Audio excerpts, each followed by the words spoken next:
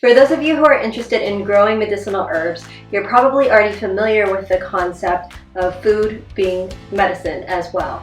And this is a concept that's been shared by many cultures for a really long time, and I think it's growing in popularity in our culture here in the US, and people are learning that it has its place. So today I'm going to share with you the 5 medicinal herbs that I'm growing. About a month and a half ago, I set a goal to grow 5 medicinal herbs, so this is the next step in the path towards me fulfilling that goal. So I'm going to share what I'm growing and a little bit about why, and maybe you'll decide you'll want to grow some of these as well. Welcome to True Freedom Permaculture, where I show you all the tips and tricks you need to have a green thumb, even if you weren't born with one. The first medicinal herb I'm growing is sage. And I used to have a sage plant, and if you are familiar with the saying, what you focus on grows, know that the opposite is true as well. So it shriveled up and died because I neglected it. And I really missed having it around this year when I was doing fall and winter cooking. So I've already gotten a head start on it, and I've already planted some more for this upcoming year. But I'm learning more about sage and its medicinal qualities, and it's really great for oral care.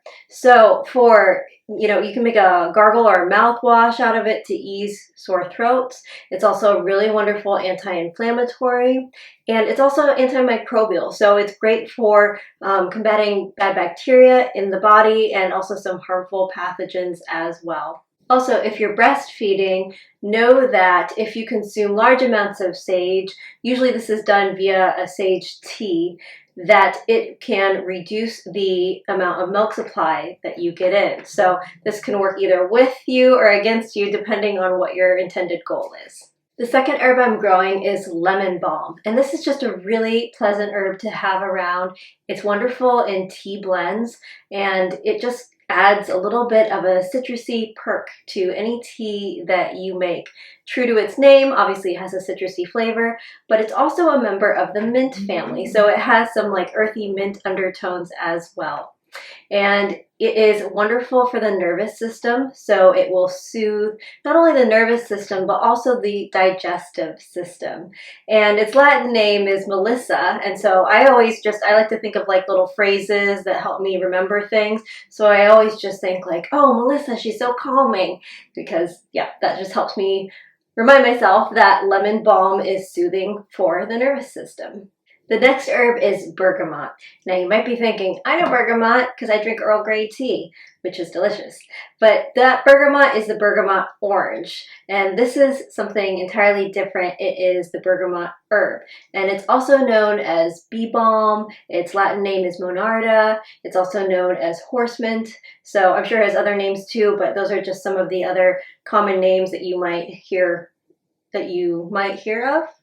That you might have heard. There we go. So that is the third herb that I am going to grow, and it has some similarities with lemon balm in that it is also a member of the mint family, also soothing for the nervous system. And I really like the visual interest that the bergamot creates, because not only obviously does it attract pollinators such as bees, but the flowers themselves are full of this nectar, and they're just such interesting flowers. I've seen them in like a deep maroon color. This variety that I have happens to be sort of like a pale lavender, but they're unique, and so I think that they'll add some visual interest to the landscape as well. Now, the Native Americans have been using bergamot for a very long time in order to treat colds, and they have used the flowers to make infusions out of it.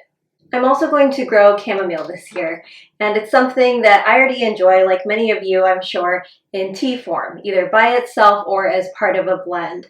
And I like it because they say it is soothing and gentle enough to use with children, and some even say infants. And they use it to treat stress and digestive disorders. It's also good for inflammation in the body, and it's used to reduce fevers as well. So that just goes to show you that just because something is gentle doesn't mean that it's not powerful too. The fifth medicinal herb I'm growing is echinacea, and we hear this a lot in conjunction with treating colds and flus for good reason, because people do use it for that. And again, the Native Americans have known this for a very long time, and they've been using it as a common cure-all. It can also help with sore throats, and it's said to give a boost to the immune system. Now, luckily, I already have all the seeds that I need because I have a very thoughtful family member who gifted me a huge assortment of medicinal herb seeds this year for the holidays. And so today I think I'm going to go plant some bergamot and some lemon balm along with some scallions, which I have been meaning to plant, but I just haven't done it yet. So today's a good day to do that, so I'm gonna get started with these. So after I plant these, I'll have my sage and I'll be like 3 out of the 5 on my way to my goal. So thank you for joining me and for holding me accountable. I appreciate it. And if you are looking to learn more about medicinal herbs, I did a video on yarrow, which has its own unique properties. So it's definitely worth checking out. So if that interests you, feel free to click on the video coming up on the screen and I will meet you over there. I'll see you again soon.